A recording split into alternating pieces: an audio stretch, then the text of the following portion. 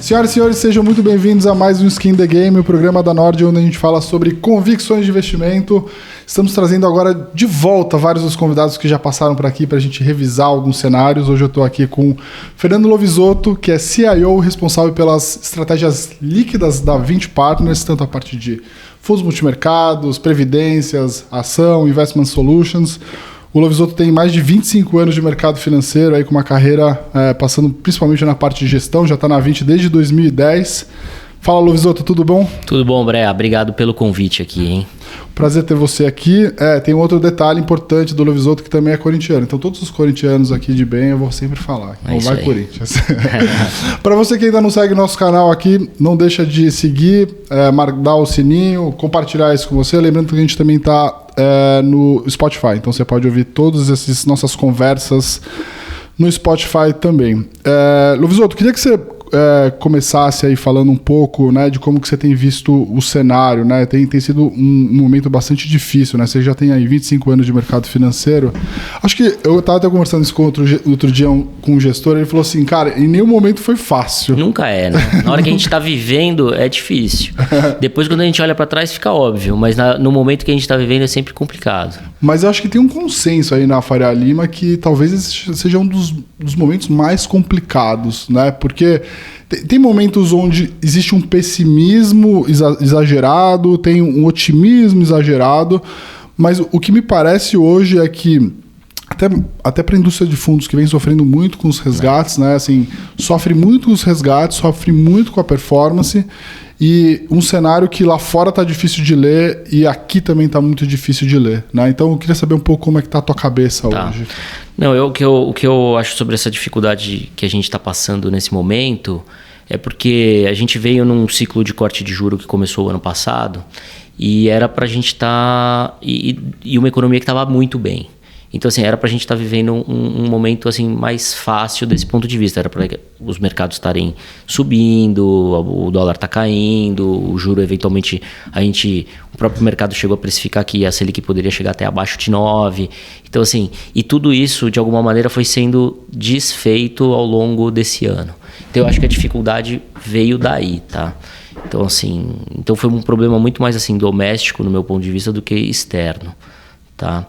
Eu acho que por isso que gerou essa confusão toda no mercado, né, em relação aos gestores não estarem performando bem, em relação aos resgates. Acho que assim, é um momento, desse ponto de vista, realmente bem diferente, porque junto com isso tiveram todas as mudanças, então as mudanças regulatórias, principalmente em relação ao investimento, em relação à tributação. Uhum. Então o fluxo do dinheiro, para onde ele acabou indo, também gerou mais um problema assim, que gera dificuldade para o gestor aplicar nos mercados, assim, para ele tomar decisão no mercado. Né? Só para ser um pouco mais claro aqui. Então pensa o seguinte, todo mundo precificava que o juro ia chegar em 9. Em algum momento ficou claro que, principalmente pelas questões fiscais, não daria para chegar em 9. Né? Junto com isso, em maio, entrou em vigência o fim da postergação do imposto nos fundos fechados, ou seja, todo mundo passou a sofrer o regime de come e cota. Quando você junta essas duas coisas, você gera meio que uma tempestade perfeita para o dinheiro ficar em ativos com menos volatilidade, né? Porque você tem um juro alto que em ativos que não tem cobrança de imposto de renda, então LCI, LCA, CRI, CRA, tudo mais, debênture de infra, né?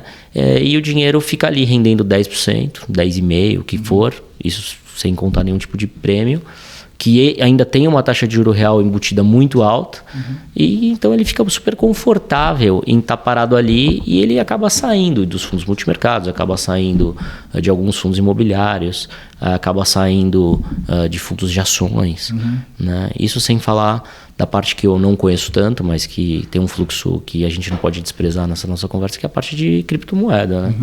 Que ainda acaba atraindo também recurso. Então, assim, essa parte de ativo doméstico ligado a risco acabou ficando muito assim desinteressante. Eu acho que tem um outro detalhe aí que eu acho que também é importante, que talvez as pessoas não se deram conta, né?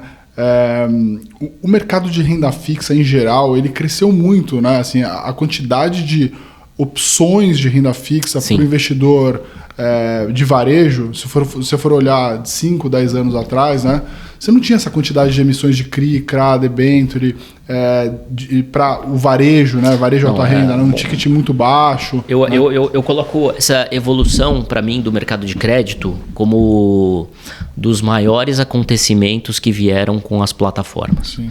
E assim, das maiores evoluções no sentido positivo que poderia ter tido. Então, você pega hoje o mercado de crédito privado, negocia 5 bi no secundário todo dia, a bolsa está negociando 20 bi. Então, não é a mesma ordem de grandeza, mas talvez se a gente pegar essa relação no tempo, é onde a gente esteve mais próximo. Sim.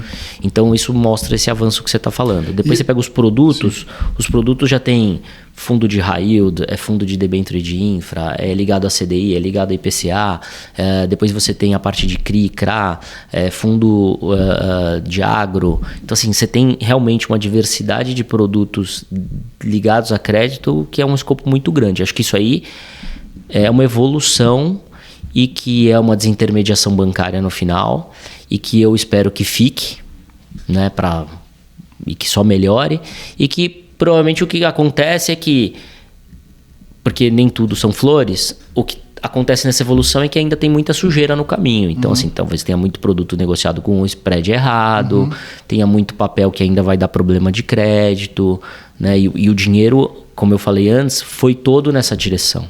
Então, assim, os spreads talvez não estão no preço certo. Mas, ao longo do tempo, é uma evolução que, para o Brasil, ela é super importante, né? Eu acho que tem um outro detalhe, né? Porque, ao mesmo tempo que as plataformas foram, talvez, as principais responsáveis por conta desse aumento do fluxo, emissões e até a quantidade de negociação que você está falando, né? Os bancos se fortaleceram por ter uma oferta de renda fixa também muito forte. Então, aquele fluxo que a gente via, né, de dinheiro saindo dos bancos quase que ininterruptamente, né? Isso deu uma estancada, né, nesse mundo de renda fixa isenta, né? Assim, se você for olhar o próprio fluxo da XP, que é aberto, né? A XP divulga, né, o crescimento do AUC, ela reduziu o crescimento ao longo do tempo, né? Aquele financial deepening que a gente fala, né, que é o dinheiro saindo dos bancos e entrando nas plataformas de investimento, ele foi atrasado, né? É isso. Se a gente não tivesse com taxa de juros tão alta já há algum tempo, imagino que esse fluxo dos bancos tradicionais para os bancos mais digitais ou até as plataformas teria ter sido intensificado, né? Acho que um pedaço sim, mas por outro lado também eu acho que os bancos nesses últimos anos se prepararam para quando tivesse esse novo ciclo de corte de juros não sofrerem tanto como sofreram lá atrás. Então, mesmo a oferta de produtos que eles colocam para os clientes já envolvem esses produtos mais diferenciados que antigamente eles não conseguiam oferecer. Então. Bom, o Itaú está oferecendo o COR na carteira recomendada, então já dá para dizer que eles estão mais cara de digital e plataforma do que qualquer outra coisa, né? Eu acho que tem um outro detalhe que eu acho que é importante dizer também, que as pessoas não se deram conta, né? O que aconteceu nesses últimos 12, 24 meses, né? A gente aí, e aí eu estou vestindo muito meu chapéu aqui de Nord Wealth, né? O que a gente percebe é que o mundo de assessoria, os escritórios de assessoria, eles sofreram muito com essa sazonalidade de taxa de juros, performance ruim, fluxo saindo de plataforma, e os ROAs caíram muito. E o dinheiro que está investido num fundo multimercado, que eventualmente cobra 2,20, que vai ali remunerar o cara em 0,6, alguma coisa nesse sentido, e que ele ganhava muito dinheiro quando o fundo eventualmente paga performance, porque aí quase que dobra o ROA dele e tal, ele se viu numa situação onde que na renda fixa, né, comprando uma emissão, né, curta, média ou longa, o cara recebe ali na cabeça às vezes 1% de ROA, né, 1,5% de ROA num COI, 2%, 3%. Então teve uma corrida também no mundo de assessoria, eu acho, para produtos que tiram um pouco o risco da carteira do cliente no final do dia, mas que também trazem uma comissão na cabeça, né? Uma receita na cabeça. Eu acho que aí faz parte do que eu estava dizendo, assim, que eu acho que o mercado vai ter que ir se corrigindo no tempo, porque talvez isso aí não é a coisa mais fair de acontecer, né? Assim, porque tem um conflito de interesse, né, implícito nessa oferta de produto. E às vezes, como eu estava falando, as taxas não são as taxas corretas, mas ao longo do tempo provavelmente essas distorções vão desaparecendo e a gente vai ficar com um mercado melhor e para o Brasil isso é bom. Eu acho que essa está entre as linhas assim que eu coloco de maior evolução que a gente viu no mercado financeiro nos últimos 10 anos. Com certeza. Tá? Porque, né, você falou aí, eu tenho 25 anos de mercado e eu lembro 25 anos atrás a grande discussão é assim, o Brasil precisa ter um mercado de capitais forte. Né? E agora, isso é o início de um mercado de capitais forte. Né? E se a gente pegar, quando teve a crise, o problema ligado a crédito a lojas americanas, o próprio mercado se resolveu. Teve resgate nos fundos, teve bastante venda de papel e o próprio mercado conseguiu absorver, ou seja, ótimo. Né? E junto com esse volume de secundário crescente. Então você passa a ter um mercado que realmente existe, que as empresas conseguem captar, né? Então isso é ótimo do ponto de vista de crescimento das empresas. Por outro lado, e aí, né, entrando na dificuldade desse ano, isso gera distorções. Então como que pode uma empresa que nem, sei lá, a Eletrobras ter uma TIR de 16, 18% implícita na ação e ela emitir um papel que é IPCA mais NTNB mais quase zero de spread. Né? Então, um te paga 6,5, 7, o outro 16 é o mesmo risco. Sim. Né? Então, aí que estão as grandes oportunidades se a gente for olhar para frente. Não, é legal. A gente vai falar sobre isso porque na carteira de vocês tem bastante empresa que, enfim, tem um risco estatal ligado, né? E eu acho que vale a pena a gente falar sobre esse assunto. Só para a gente andar aqui, mas para não fugir desse tema, eu quero que você fale sobre o cenário internacional, como é que você está vendo isso. Tá. Mas essa história dos spreads em renda fixa muito baixo também tem a ver com essa questão das comissões. Os book buildings, né, de emissões primárias estão saindo quase carecas, porque, de novo, né, por conta de como o mercado foi feito, o assessor ali na ponta está muito mais interessado em pegar aquela oferta e garantir a comissão do que ele está preocupado de quanto que isso vai gerar de fato de prêmio ali pro assessor, pro cliente, né? Então, eu vejo que o mercado de crédito está caríssimo, né? Porque os spreads estão cada vez menores e a bolsa está ficando com o yield que é um pouco essa... enorme. É uma distorção muito grande. Até mesmo coisa... Você falou de Eletrobras, né? Que é uma empresa que é muito, vamos dizer assim... uma empresa, uma blue chip, uma empresa grande, enfim, difícil de quebrar. Mas a gente tem visto que spread de coisas bem complicadíssimas estão saindo bem amassados, né? Então tem que tomar bastante cuidado. Concordo e em gênero, número e grau. A gente, desse ponto de vista, até reduziu um pouco a nossa alocação em crédito, principalmente nesses públicos que tem um spread muito baixo, por conta do spread não fazer sentido do ponto de vista de risco para a gente. Né? Mas olhando o Brasil, a gente, em linhas gerais, é otimista com o crescimento, a gente tem um PIB lá de 3%. Mais alto que o a gente tem um PIB, ao longo do ano, dos últimos, na verdade, 3 anos, a gente trabalhou com um PIB maior. E esse ano a gente tem 3%. Por outro lado, a gente acha que a inflação do segundo semestre vai ser um pouco mais forte, né? O que dificulta o trabalho do Banco Central. Então, provavelmente não tem mais corte e a gente vai viver com esse risco de será que tem que subir, será que tem que subir, será que tem que subir. Né? Hoje saiu o IPCA um pouco pior, né? 0,30, enquanto a consenso era 0,22. Então, isso a gente vai ter que lidar com isso nesse segundo semestre todo. Né? Então, como é que fica esse quadro na tua cabeça? A gente, no teu cenário, a gente vai ter um PIB mais forte, a gente vai ter uma inflação talvez rodando um pouco mais alta do que todo mundo está precificando. Né? Isso vai exigir uma taxa de juros mais alta para esse ano. Então... Manutenção, vai manter esse nível. A gente acha que ainda dá. Ainda dá, mantém, ainda é restritivo, 10,5% restritivo, para o ano que vem 10,5% e tal. Mas aí como é que fica a questão toda do fiscal, né? Com um PIB mais alto, em tese você tem uma arrecadação melhor, talvez melhore o quadro fiscal. A gente também sempre teve previsão de uma arrecadação maior do que o consenso. O problema, na verdade, não está na arrecadação, né? O problema está na velocidade dos gastos. Então, os gastos aqui têm se surpreendido cada vez mais para cima. Aí acho que o governo vai ter que continuar trabalhando em segurar isso, porque já está claro que do lado de arrecadação não tem mais muito o que fazer. E talvez a arrecadação ainda em algum momento pode surpreender para baixo. Né, porque tem muita arrecadação pontual ligada à CARF que pode não acontecer. Então, é delicado essa situação do lado do fiscal.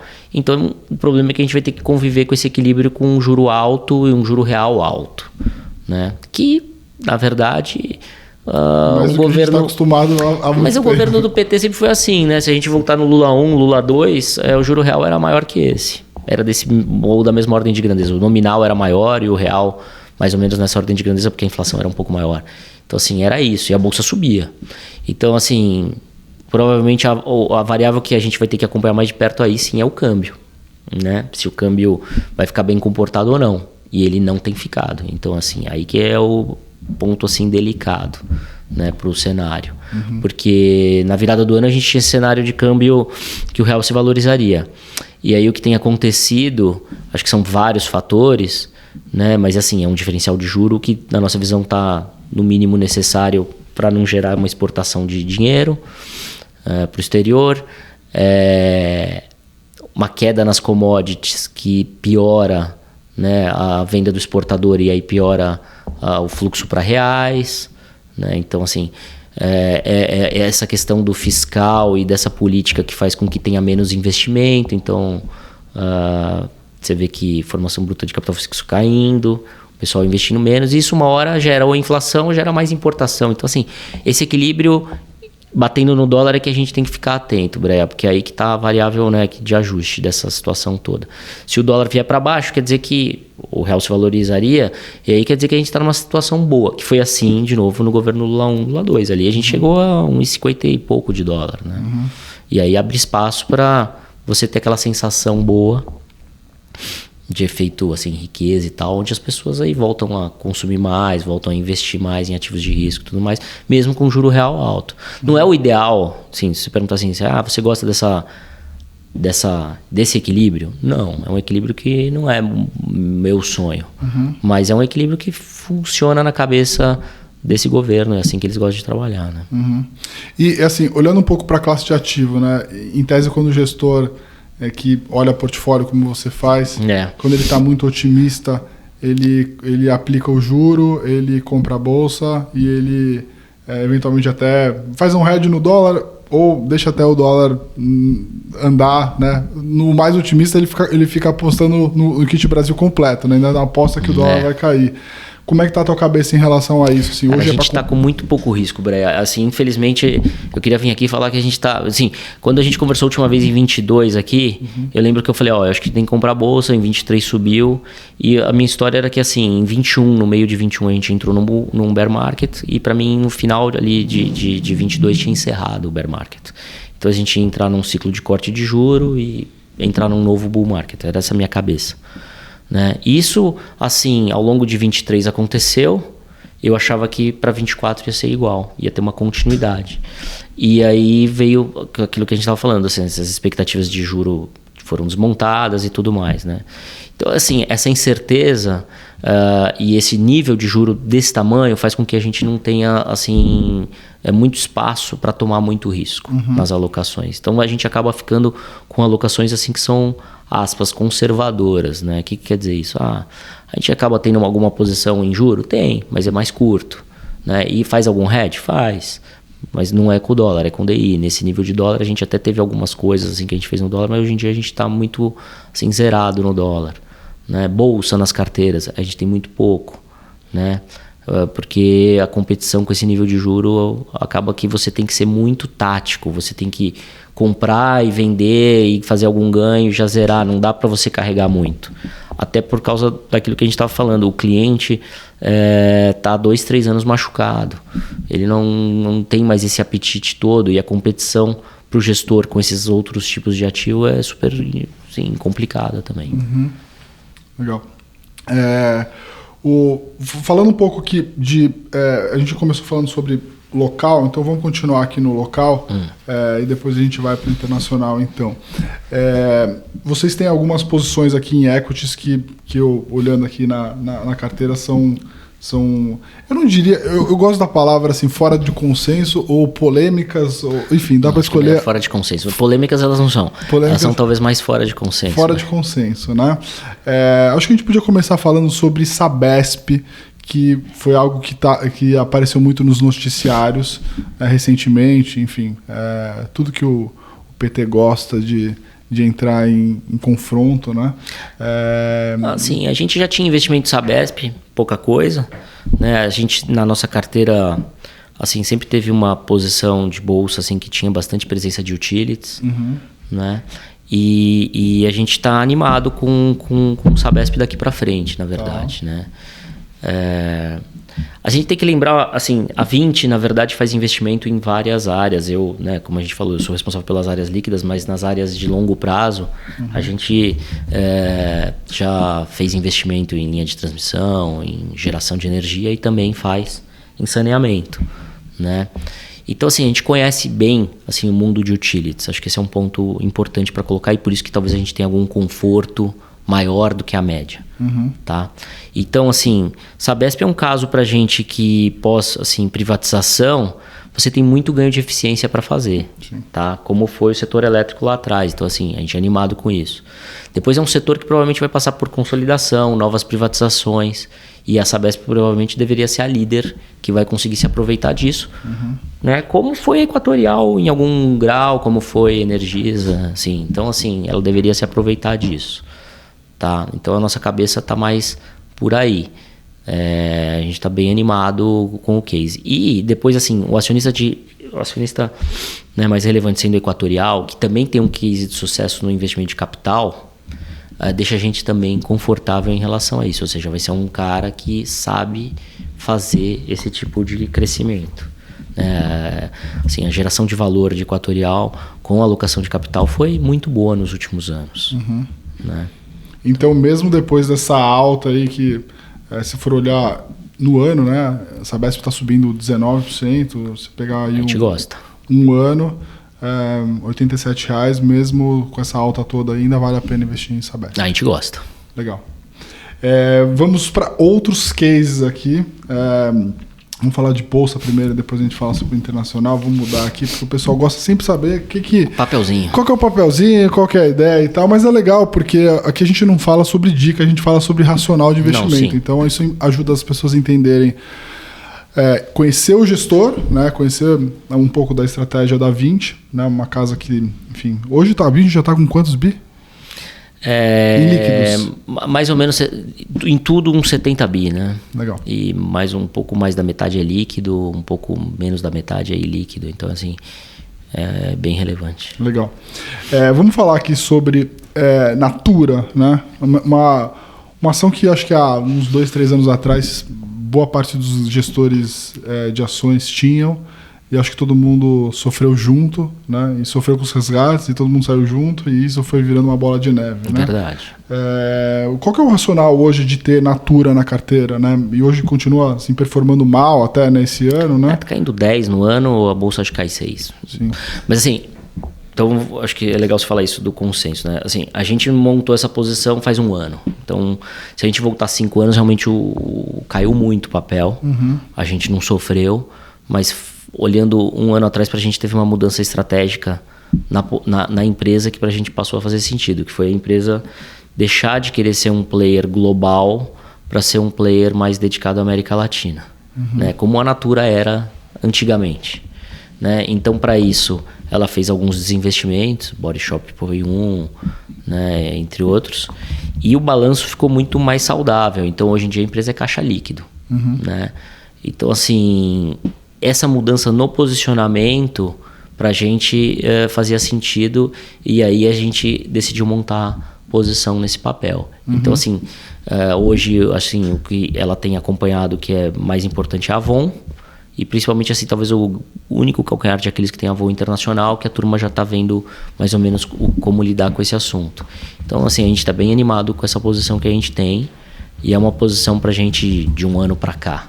Né? A gente acredita que, olhando para frente, provavelmente a empresa vai voltar em algum momento a ser uma pagadora de dividendos interessante. Legal.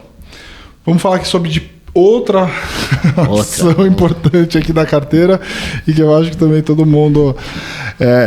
Eu tenho uma visão que é bem negativa em relação a estatais e eu vou tentar aqui explicar um pouco por quê, mas é claro que isso tem tudo uma questão... O gestor, ele não...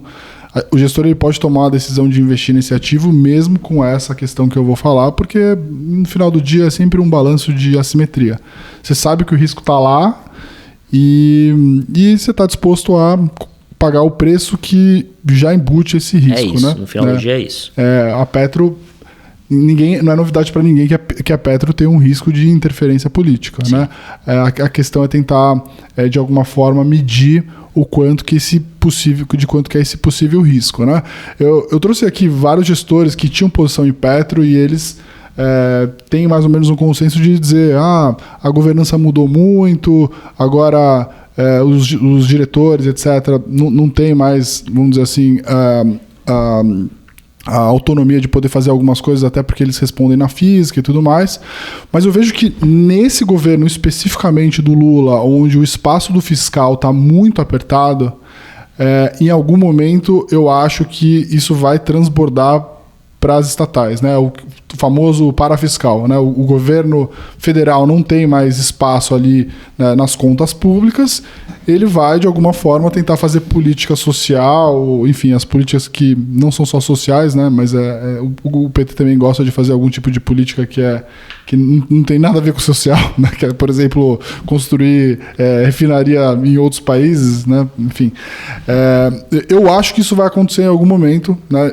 Por acaso ainda não aconteceu no BNDES, que eu tô achando que está demorando para isso acontecer, mas já tem alguma sinalização via Petrobras. Não sei se vai acontecer isso via Banco do Brasil, Caixa, etc. Talvez nos bancos seja mais difícil, né? Qual que é a tua visão em relação a isso? Qual Petrobras faz sentido ter na carteira mesmo com todo esse risco do PT? Então, assim, acho que a gente tem que... É um pouco do filme, né? A gente montou a posição de Petrobras depois da crise do Covid, né? E ali Petrobras estava muito descontada e fazia muito sentido para a gente. Então, assim, em algum momento Petrobras foi a maior posição dos fundos de ações, por exemplo.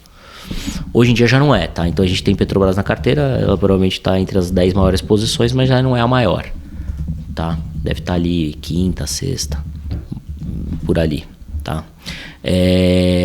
Pra gente, e aí o que você colocou bem, assim, esse risco de intervenção existe? Existe. A governança melhorou? Melhorou. Então você vê que a nova presidente assumiu e já fez reajuste dos combustíveis. Então, assim, você vê que a margem de interferência negativa que as pessoas conseguem fazer não é tão grande, talvez, se a gente comparar com o que foi antes, né? Lá 2014, 15, por ali, né? Agora, nesse valuation pra gente faz sentido. Porque hoje, o quê? 14% de dividend yield, tem 20 bi para pagar de dividendo extraordinário, né? E tem uma outra coisa, Bre, que a gente tem que levar em consideração, que é o seguinte: a gente olhar daqui 12 meses, o que a gente vai estar aqui discutindo provavelmente é como que vai ser a outra eleição, a eleição de 2026, quem vai ganhar. A gente está chegando muito perto já disso. Sim. E aí, assim, pensa o seguinte: se a gente entrar nessa agenda e começar a discutir isso e o Tarcísio for o candidato que pode ganhar, sim, quanto vai valer a Petrobras? Exato. Então, assim, nesse nível de valuation a gente acha que a gente tem algum conforto. Tem pouco para perder. Tem esse dividendo para receber e tem essa questão de já daqui a pouco chegar perto dessa discussão da nova eleição para 2026, né? Daqui a um ano vai entrar nos preços das ações essa discussão. Então, é mais ou menos essa a nossa cabeça. Agora, assim, não é mais a maior posição, a gente já veio reduzindo. É uma questão de você ir agindo conforme o preço do papel vai andando. Então dá para dizer que a tese é assim, ó, enquanto não tem grandes novidades boas, você tem 14% para receber de dividend yield. É isso, 20%. Um risco relativamente baixo para segurar essa posição. No curto prazo, sim. E se daqui a pouco a gente tiver alguma notícia de mudança, né, alguma história de uma possível mudança, né, de governo, né, dobra de preço. Essa empresa deveria valer o dobro disso. O dobro, na nossa cabeça. Bom. Eu tenho uma tese que eu queria tentar até discutir um pouco com você, né? Eu acho que há 2 anos atrás eu comecei a ficar... Eu estava bem mais pessimista com todo mundo, porque eu comecei minha carreira justamente no Lula 1, né? Eu comecei ali no Lula 1 e... Mas ele foi bom, Boré. Não, o Lula 1 foi bom, mas assim, depois a gente entendeu o porquê que tinha sido bom, né? Todas as mentiras e tal. Assim, por acaso eu tive 2 reuniões com o Palocci naquela época. Olha, eu era um moleque e assim, o Palocci ele vinha na Faria Lima e fazia apresentações pro pessoal, falando, não, olha aqui, plano de governo, né? Que era o que o Lula devia estar fazendo hoje com o Haddad, que assim, o Lula devia estar falando com a claque dele, né? Falar, ó, o social vai melhorar, o Bolsa Família vai melhorar, a saúde vai melhorar e tudo mais. E a economia é com o Haddad. Eu não vou entrar na discussão de se esse gasto é investimento e tal. Ele acaba gerando um problema até para o próprio Haddad, né? O custo das declarações do Lula pioraram muito a situação, né? A gente estava falando de Petrobras. Gerou um ruído tão grande em relação ao dividendo, depois pagou o dividendo, depois gerou um ruído gigante em cima do presidente, mandou o presidente embora. A primeira coisa que a presidente fez foi aumentar o preço da gasolina. Exatamente. Olha o ruído gigantesco. Assim, é uma coisa que poderia ter sido muito bem evitada. E com certeza isso fez preço, cara, assim, fez preço no dólar, fez preço nos juros. Mas a gente está perto das eleições municipais, né? Sim. Acho que isso deve ter um pouco de peso aí nessas declarações. Pode ser.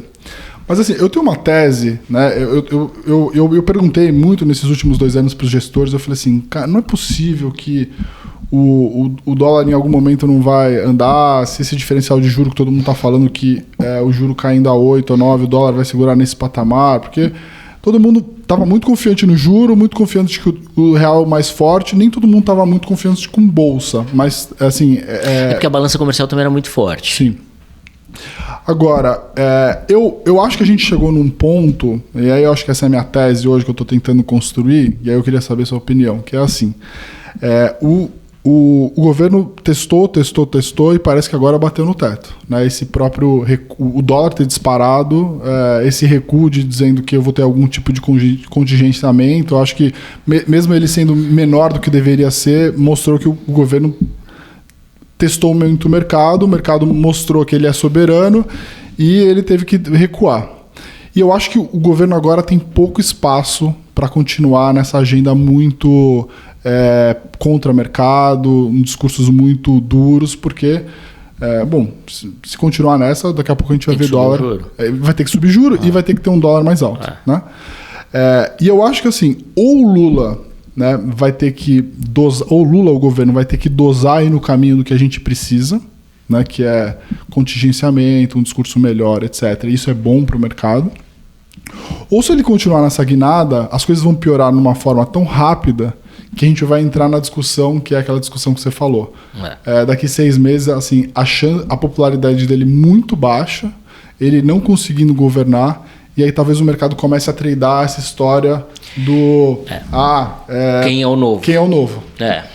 Então, Bré, eu penso assim, que em condições normais, a gente já bateu no teto. Agora tem as condições anormais, aquela história de que no fundo do alçapão tem uma porta. Sim, o Brasil então, assim, eu penso que nas condições normais a gente bateu nos piores cenários em condições normais. Isso eu acho que a gente atingiu. Agora, aí vai depender de se o governo vai querer dar essa guinada ou vai se repetir a dose e vai seguir na mesma toada. Aí meio que a gente poderia ver outros níveis, poderia ver o dólar a 7, poderia ver o juro nos outros patamares. A gente já viu isso aí aqui. Então, assim, não é muito o que a gente acredita mais no que você falou, que eles vão tentar convergir para um caminho um pouco menos pior. Né? E aí o que é mais difícil para o mercado, talvez, para a gente, é que o discurso do Lula provavelmente vai continuar sendo esse discurso, mais assim, social, mais ligado aos gastos, aos auxílios e tudo mais.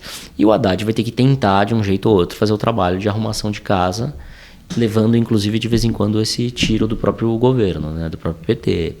E aí, porque se a gente pegar as medidas que foram feitas, elas vêm no sinal positivo. Então, assim, aquela meta de inflação de 3%, média móvel, é super complicado aquilo. Assim, aquilo é pior, é mais difícil. E o governo fez, entendeu? Então, assim, mesmo esse corte, o governo fez mais do que talvez no começo falou, né? Talvez agora ficou claro que é insuficiente, talvez precisava ser maior, mas ele fez mais do que inicialmente todo mundo pensava. Então, assim, é um governo difícil de ler por causa disso, por causa dos ruídos que você falou. Provavelmente o Lula vai falando do lado social e o Haddad vai tendo que corrigir a rota. Né? Então, esse é o ambiente que a gente tem para operar. E com o juro parado num lugar alto. Sim. Lovisotto, o Vale está caindo 21% no ano e é a maior posição de vocês hoje no fundo. Por que você acha que é uma boa oportunidade? A gente gosta. Acho que Vale pegou essa tempestade perfeita, né? Contra. Então, assim, toda essa discussão de uma China mais fraca, primeiro. Depois pegou a discussão assim, do quem seria o novo presidente. E tem o acordo de Mariana para ser feito. Na nossa visão, a história de China assim, já está mais precificada. Essa China mais fraca, talvez tenha algum impacto na eleição americana em relação à China, mas a gente acha que o maior impacto já foi. Do ponto de vista de presidente, do novo CEO da companhia, a gente acha que estão em vias de escolher, né? E na nossa cabeça vai ficar claro que não teve nenhum tipo de intervenção.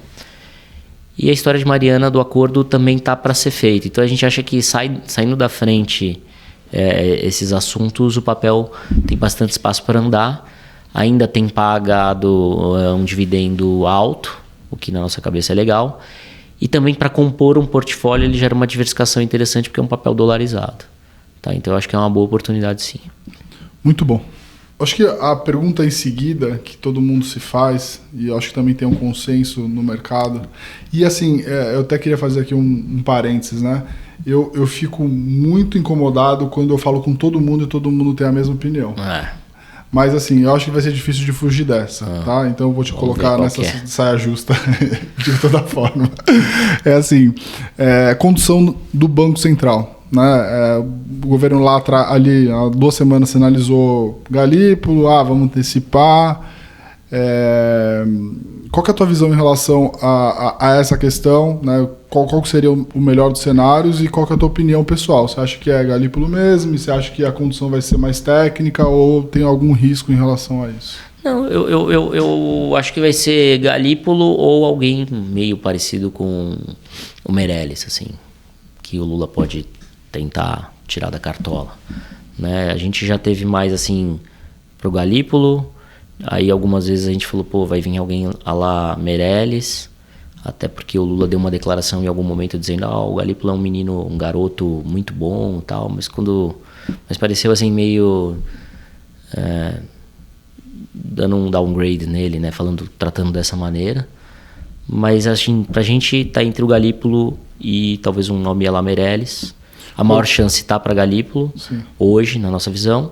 Agora, a condução vai ser uma condução... Não temos risco nisso. Não, a gente não acha que tem. Você acha que o risco é baixo? Acho que é baixo. A gente acha que é baixo. Então, mesmo sendo Galípolo... A gente acha que é baixo. A pergunta que todo mundo se faz é, sendo Galípolo... Vai jogar o juro para baixo na marra, por exemplo? Não, a gente acha que não. Sim, então nesse sentido... Provavelmente o mercado vai trabalhar com mais prêmio, mas a gente acha que não. Sim. Eu vou até tomar café no nosso evento do Clube Nord. Vai ter Henrique Meirelles, ele confirmou. Sexta-feira que vem eu vou fazer essa pergunta para ele, para ver se ele toparia, né? Não, a gente falou lá Meirelles, acho que ele não, né? Não, ele acho que não.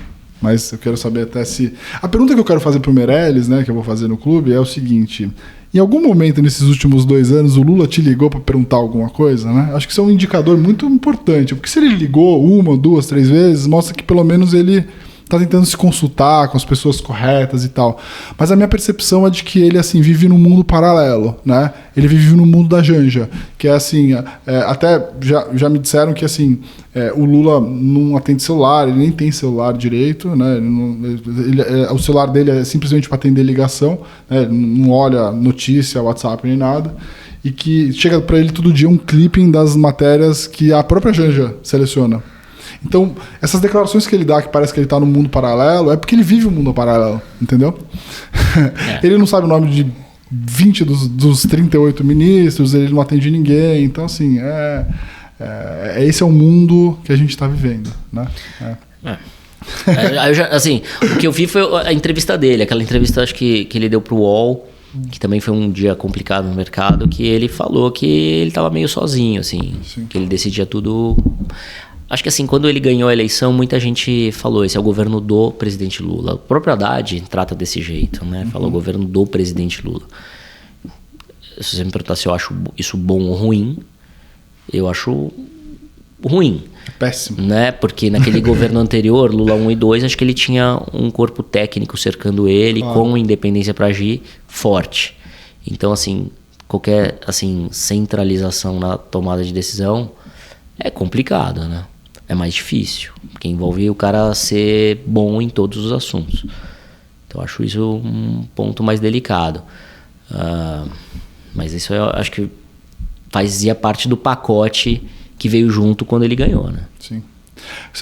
As pessoas esquecem, né, da maior vantagem de você ser um presidente de alguma coisa, né, que é você poder usar o seu cargo para se cercar de gente boa, né, e valorizar as pessoas que você pode, às vezes, reunir, às vezes as pessoas que trocam a vida empresarial, enfim, política para um bem maior, né, e usar essas pessoas a seu favor. Na maioria das vezes eu vejo que as pessoas são,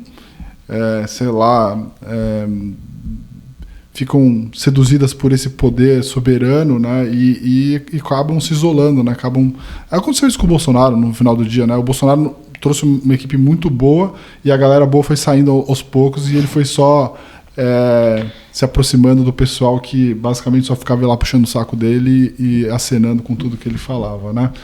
Mas enfim, vamos seguir aqui, vamos falar um pouco, assim, a tua visão então em relação a principais posições hoje. Então vocês estão mais aí... A gente gosta da B curta, né? As Bs curtas a gente gosta por causa dessa questão da inflação maior, principalmente agora no segundo semestre. Uhum. Né? A gente de vez em quando fica tomado, né, em algum juro curto também. Uhum.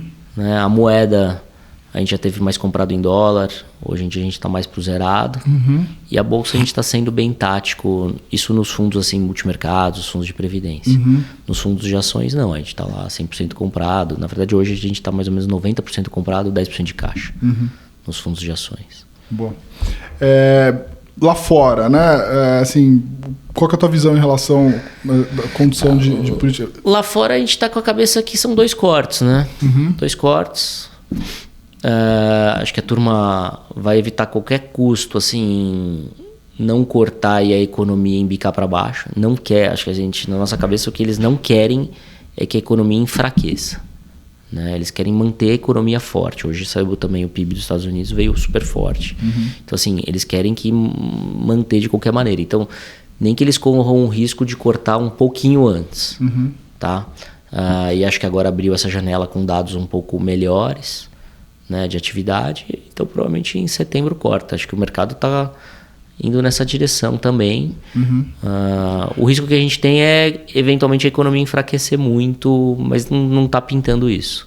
Agora, antes do evento do Trump, lá, a tentativa de assassinato, o mercado precificava ele como 70%, quase 65% de chance de vencer. O Biden se retirou. E aí, enfim, não sei se é a Kamala. Eu aprendi que agora não é fala Kamala, é Kamala que fala, né? Kamala. Tem obviamente a imprensa está tentando emplacar lá fora, né, de que ela tem mais chance do que o próprio Biden tem, né? Mas sem entrar muito nessa discussão de probabilidade de quem ganha ou não, porque eu acho que isso é muito difícil, vamos lidar com a situação de que o Trump ganha, né? Isso é bom ou ruim para quais classes de ativo, né? O Trump sempre teve um viés mais para mercado, seria bom para a bolsa e tudo mais, mas ele tem uma cabeça muito de aumentar as tarifas no mundo, né? Em tese isso seria inflacionário, o que de alguma forma é ruim para essa história de queda de taxa de juros, né? Qual que é a tua visão? Assim, Trump é bom para a bolsa, é bom para juros, é bom para a gente? Assim, qual que é a tua visão? Eu acho que a gente, assim, no momento assim, inicial, realmente é isso aí, a leitura é essa, assim, é mais tarifa, mais taxação e, de um outro lado, provavelmente mais inflação. Né? Então seria um pouco mais complicado em relação ao corte de juros. Mas a gente poderia ser beneficiado de alguma maneira aqui por conta das commodities. Não sei, a China poderia voltar a comprar commodity daqui, em vez de comprar commodity, comprar soja do Brasil, que nem foi lá atrás, em vez de comprar soja americana. Então, assim, poderia ter algum benefício vindo daí, né? Agora, eu acho que dessa vez não está muito claro como ele vai agir, tá? Na minha visão, ainda não está muito claro o que ele vai fazer na hora que ele sentar lá para governar, tá? Uhum.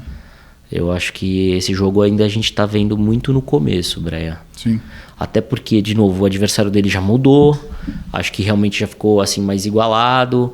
Por outro lado, ele já achou um vice mais assim interessante, eu acho. Eu não sei se ele vai querer repetir a fórmula que ele colocou lá atrás, né? Até porque, repara, a China já está frágil. Se o cara coloca muita taxa em cima da China, eu não sei como que fica, né? Assim, não sei o que pode acontecer. Em alguma hora isso transborda para todo mundo, tá?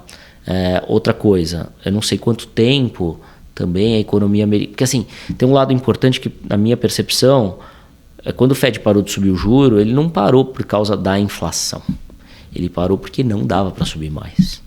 Então eu acho que a gente está num patamar de juro que para a economia americana é super alto, é restritivo, e assim, se ele tomar decisões que não deixem o Fed cortar os juros, ele vai se dar um tiro no pé. Tá? Essa é a minha visão também. Então, assim, tem que tomar muito cuidado. Sim. Eu acho que a grande discussão em relação aos Estados Unidos, acho que pós-eleições, né, vai ser como que o próprio Trump vai lidar com essa questão que é tarifas, né, e também com a questão fiscal, né, porque no final do dia você precisa... Acho que a questão fiscal é um problema no mundo todo, né? Assim, esse é um detalhe curioso, né, porque quando a gente relativiza no mundo todo, o Brasil até aqui não está tão ruim, mas assim... Essa questão fiscal é um problema no mundo todo. Se a gente olhar do ponto de vista de gasto, os Estados Unidos gastando lá 7, 8% do PIB, a Europa gastando, a China gastando, todo mundo de alguma maneira dando estímulo, né? E aí eu tenho essa visão assim que é mais assim de longo prazo, que isso é um problema para as moedas. É muito difícil hoje em dia você falar assim, qual é a moeda forte do mundo que eu vou deixar meu dinheiro parqueado nela porque eu vou me proteger. É muito difícil. É o Bitcoin. Não, eu também não acho que é o Bitcoin. Talvez, não, tô talvez, te provocando. Talvez são os ativos, são as empresas mesmo. Eu acho que o jeito de você poupar certo nesse momento é tendo ativo real. Né? Eu acho que é muito mais assim... É uma defesa muito melhor desse cenário que a gente vive de políticos gastadores. Porque fora a gente falar de direita, esquerda, quer dizer, como é esquerda e extrema direita, né? Fora a gente falar disso, assim... No geral, tanto faz se o cara é da direita ou da esquerda, todos estão gastando muito. Né? E todos não demonstram nenhum tipo de preocupação quase com isso. Então, isso gera um problema de longo prazo com as moedas do mundo todo. Então, você vê que mesmo nesse cenário que era para ter um dólar forte recentemente, porque os Estados Unidos cresce mais e tem um juro maior, assim, o euro andou subindo, o ien voltou a subir, o dólar não está tão forte. Então, assim... Eu acho que aí já de novo, numa visão mais longa, para você se proteger desse cenário, é só com ativo real, tá? Então é ação, é empresa, é terra, é ativo real mesmo, tá? E isso é um detalhe super assim, curioso, porque o investidor não está muito acostumado com isso. Às vezes a gente vê a bolsa subindo e você fala assim, a bolsa está subindo... Mas o S&P foi um exemplo disso, né? Começou a subir, mesmo com o juro alto. Então, eu acho que um pedaço disso já essa fuga para essa proteção. Eu quero me proteger, eu quero ter ativos que vão me proteger de um cenário incerto em relação a isso. Porque será que o título da dívida americana, de novo, nunca deu problema, óbvio. Nem estou falando que vai dar problema, mas assim, ele não é mais a mesma coisa que ele já foi. Esse é um ponto para a gente ver. Não é. Né? Dado o nível de endividamento, o quanto que eles têm que se refinanciar todo o leilão, tanto é que de vez em quando escorrega lá, abre a taxa. Então assim, não é mais a mesma coisa que foi. Então o investidor realmente tem que ter uma carteira hoje em dia, isso no geral, deveria funcionar aqui, deveria funcionar lá, e muito mais diversificada. Sim. Porque é muito difícil você conseguir perceber em que momento que esse risco se materializa. E quando você olha, ele já foi. Sim.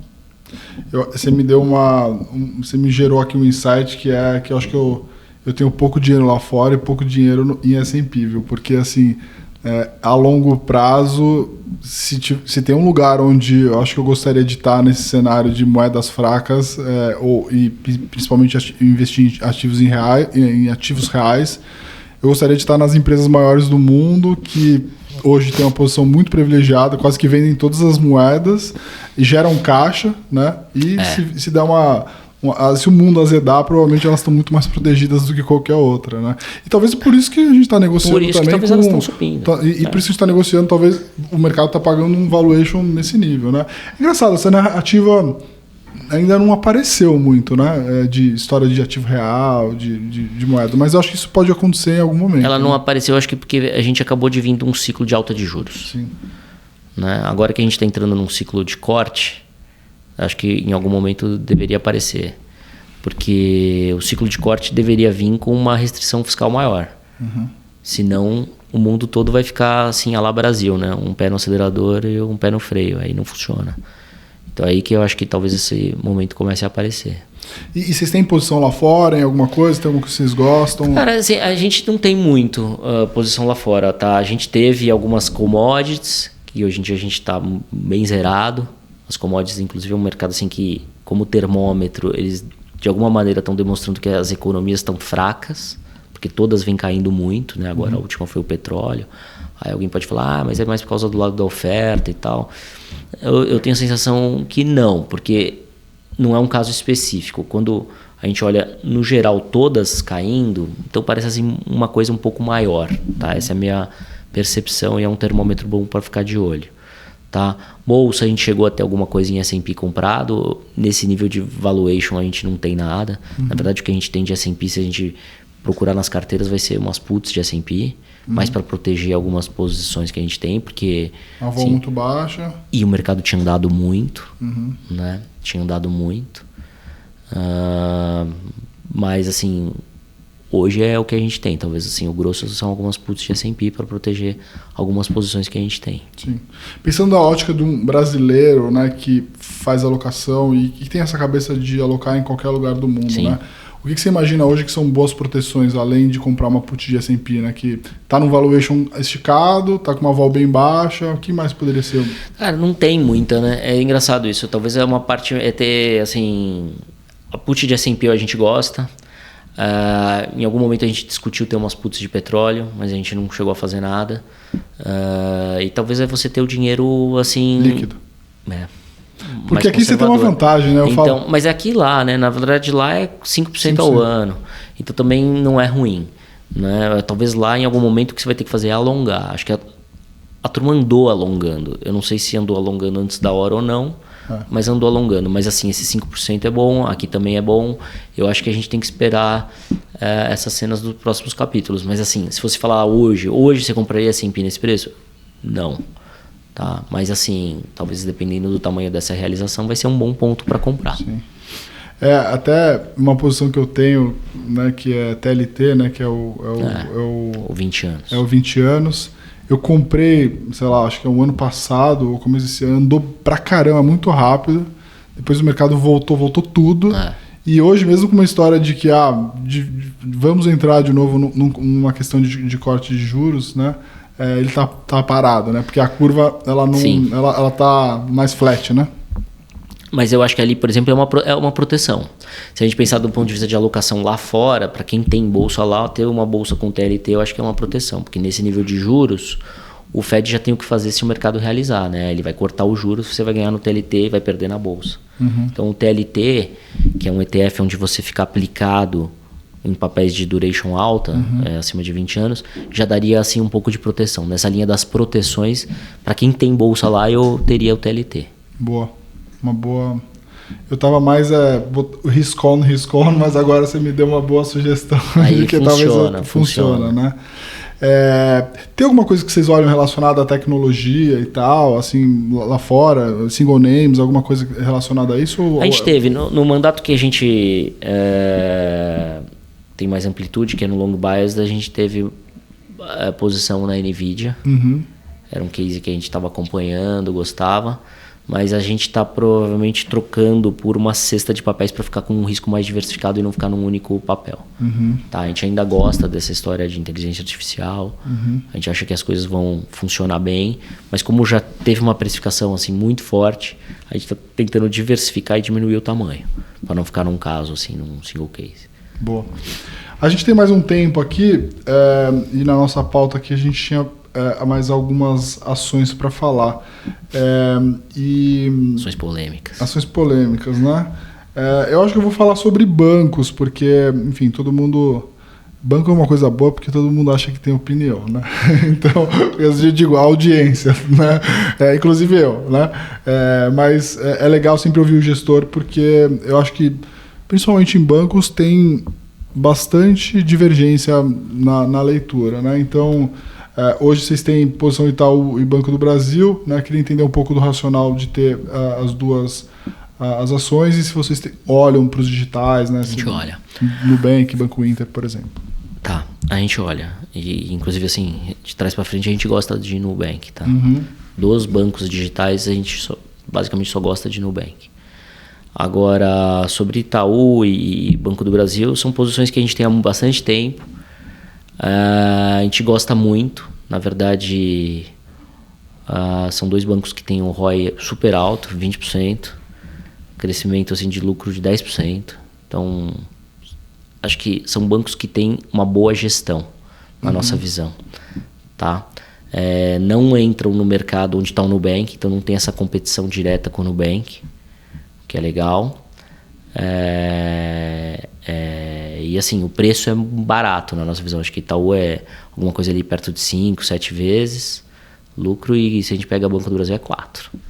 Então assim, e com um juro desse tamanho, provavelmente vão andar bem, né? E você vê assim, no agro, um é dominante, Banco do Brasil, indo muito bem, o Banco do Brasil indo muito bem, e Itaú, assim, mesmo com todas as trocas que tiveram lá atrás, no management todo, tem uma estrutura que é super, assim,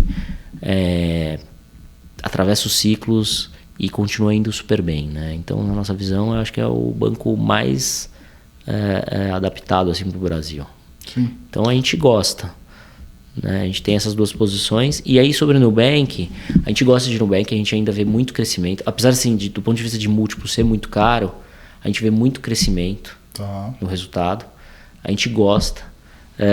A gente já teve posição lá. Tem um pouquinho de posição, na verdade, lá. É porque, de novo, como eu falei, a gente tem uma família de fundos. Tem alguns que permitem a gente investir em BDR. A gente consegue fazer no Nubank. A gente já tem um pouco de posição. Mas hoje, nesse nível de preço, a gente não compraria.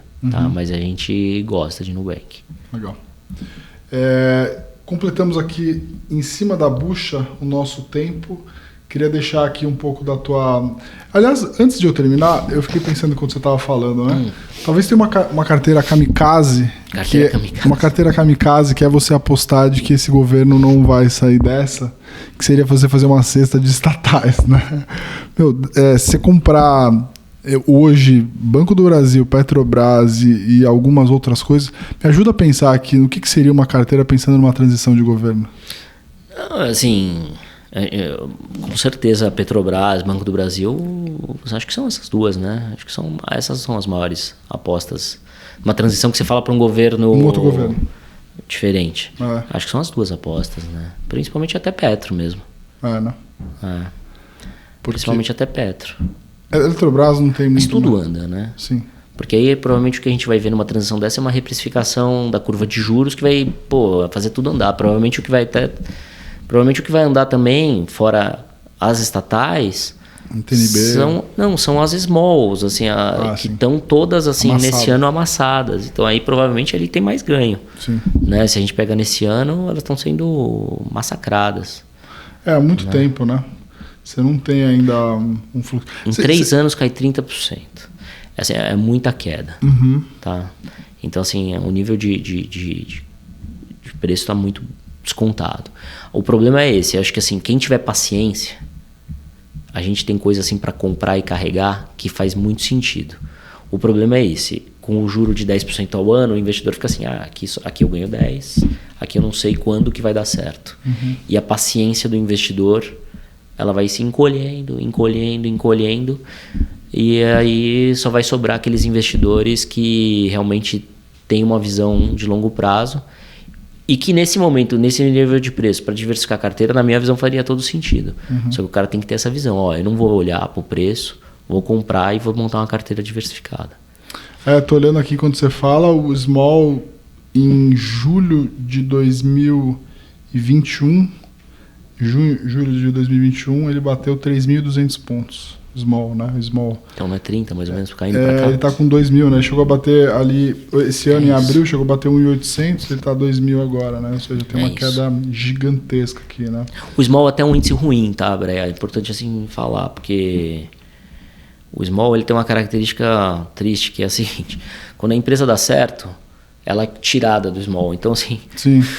Porque ele atinge um market cap grande e é tirado. Então, assim, é tudo que você não quer. Pensa, eu como gestor quero comprar um papel, como ele vai crescendo, eu quero ficar com ele, porque ele deu certo. E aí desse índice, ele atinge um market cap grande, ele é tirado. Então, tem uma seleção adversa complicada no índice. Mas isso, para essa análise de ver quanto está descontado, não tem problema. O que você olha hoje de small, mid caps, assim, que você fala, puta, isso aqui está muito, muito largado, né? Assim, eu não tenho... essa parte de alocação, quando a gente...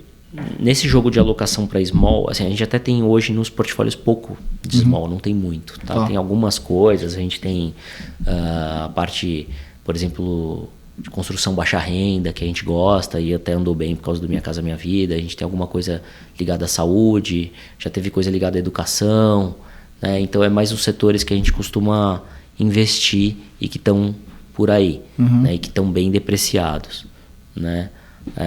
Agora, no jogo de alocação, a gente prefere diversificar mais. Então, assim, isso eu estou falando primeiro aqui nos fundos de ações. Sim. Agora, no jogo de alocação, a gente prefere diversificar mais, porque é muito difícil você escolher 3 papéis para fazer o jogo de small caps e eventualmente errar. Isso pode acontecer por fatores intrínsecos daquela companhia, entendeu? Então é melhor ali, talvez, para quem quer fazer esse tipo de aposta, achar um jeito de fazer da maneira mais assim diversificada possível, tá, Brea? Porque é um jogo mais assim macro esse que eu estou falando. Em resumo, o mercado não está dando muita oportunidade para você tomar grandes riscos hoje. É melhor você... Então, eu acho assim, a gente tem que ler de 2 jeitos. Eu acho assim, para o investidor que tem um horizonte longo e que tem paciência e que não vai ficar se medindo contra o CDI, a gente está no mercado cheio de oportunidade, tá? E talvez as oportunidades estão onde ninguém realmente está olhando, que é na bolsa, que hoje se você falar com alguém é palavrão, né? Tá mais por aí. Porque se você for falar de crédito, é onde não está a oportunidade, é onde já está lotado, né? Então eu penso assim. Agora tem que ser para aquele investidor que vai olhar realmente no longo prazo. Para o investidor que é assim, gosta de se medir contra o CDI todo mês, aí meio que não tem tantas oportunidades, que assim, porque o risco ainda é grande. Sim. Perfeito. Batemos aqui nosso tempo certinho. Queria te agradecer aqui, deixar nosso agradecimento de novo para a Vinci, que sempre veio aqui nos nossos podcasts e sempre traz bastante informação. Para quem quiser acompanhar a Vinci também tem, né, o site, acompanhar as cartas. Exatamente. No nosso site, vincipartners.com, tem tudo lá. Tem no LinkedIn, agora tem até Instagram. Então, assim, tem todas nas redes um pouco da gente. E a gente está à disposição. Obrigado, Brea, pela oportunidade aí de estar falando com você, com os clientes aqui da Nord. Tá? E a gente está sempre à disposição. Combinadíssimo. Pessoal, muito obrigado pela audiência. A gente volta aqui no canal do YouTube a cada 15 dias. Terça-feira, às 5 horas, a gente sobe o programa. Espero vocês no próximo. Um grande abraço.